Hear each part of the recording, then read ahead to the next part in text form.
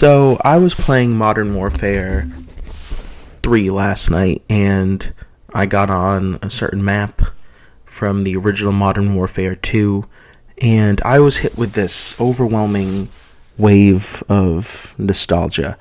And I think nostalgia can be both a very interesting thing and a very sad thing.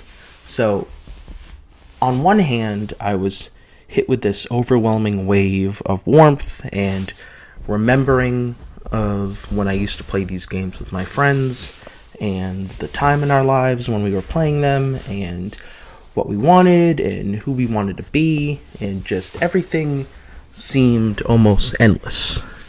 And at the same time, I was hit with this overwhelming sadness that I can't really put my finger on why, but it was almost like that person, that the things, the way the world was, how simple it felt like at the time. Obviously the world is never simple, but in the moment when so many things are going on, I think Modern Warfare 2 came out in 2009. It was my freshman year of school. The next year we'd be playing it. No, so 2009 came out my sophomore year. We'd be playing online at the dorms. We'd all be on Skype, and we'd be in this video chat and just playing and going on and goofing around. I remember that's when Mass Effect 2 came out. That's when Red Dead Redemption the next year came out.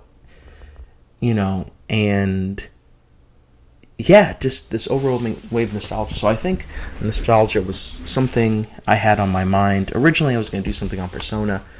I still am going to do something on Persona at some point, but that script, I feel like for the first time, I really have to sit down and write something so I can really articulate what I want to talk about with that game.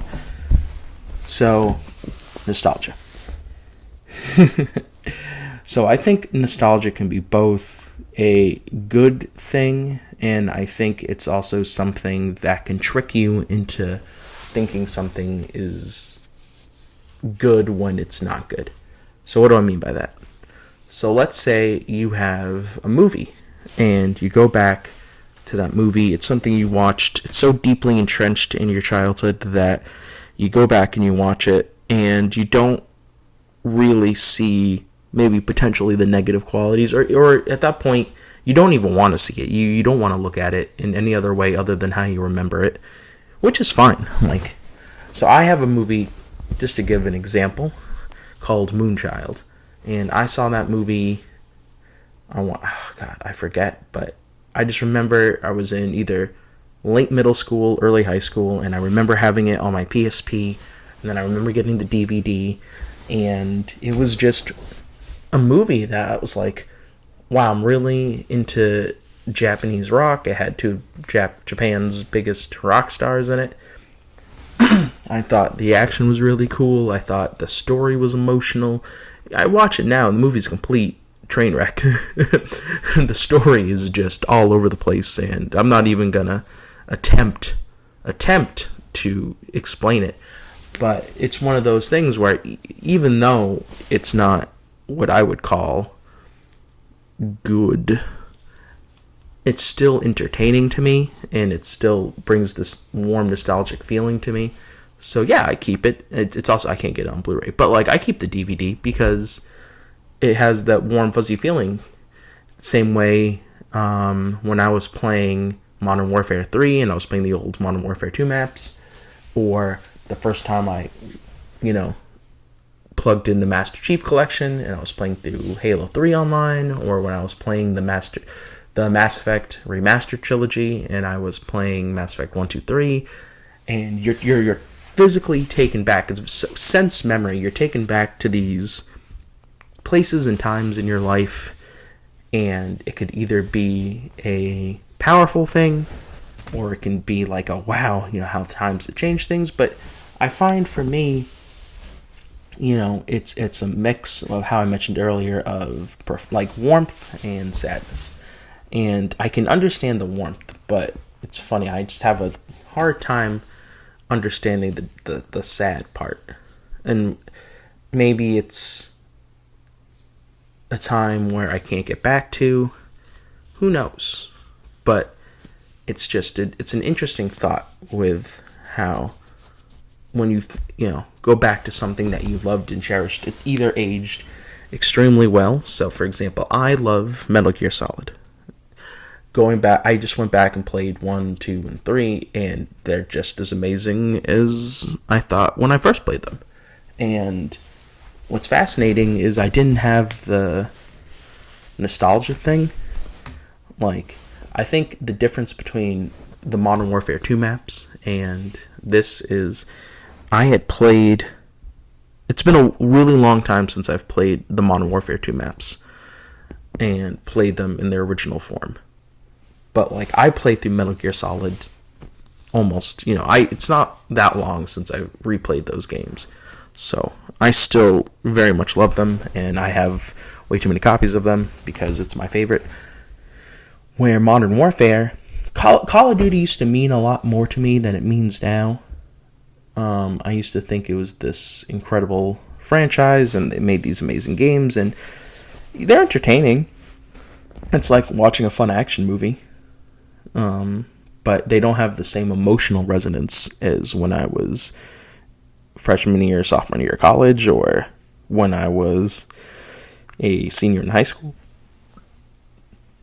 They were a lot cooler to me then, just because how it pushed the graphical front. Playing Modern Warfare 1, I remember was like, holy crap, this is, the tanker level reminded me of Metal Gear Solid, just it trying to have a more back and forth, this plot was all really cool.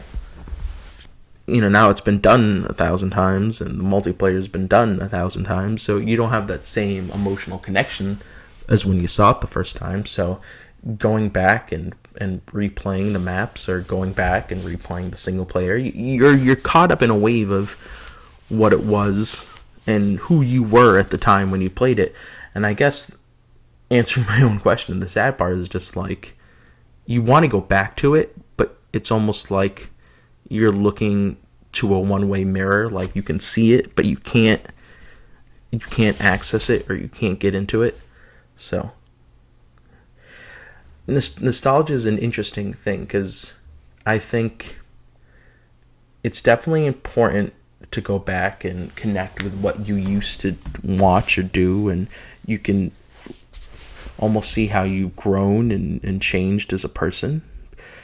But at the same time, like it's also important to learn and move and go on and try new things and have new experiences, which it's all about the balance, right? So it's really fun that I spent, I'm going to spend that time playing Modern Warfare 2, but obviously I need to try new games and watch new movies. So it's an interesting balance between the two. So, for example, replaying Metal Gear Solid, but I could use that time to beat something or watch something I've never seen before. So yeah, I don't know. It's more questions than answers, I guess, is what I'm trying to say, and the balance between nostalgia and memory and finding new experiences to create new nostalgia, new memory, and new experiences. And when you look back on those things, how do you feel about those things? How the world was, how the context of how it was released, the art.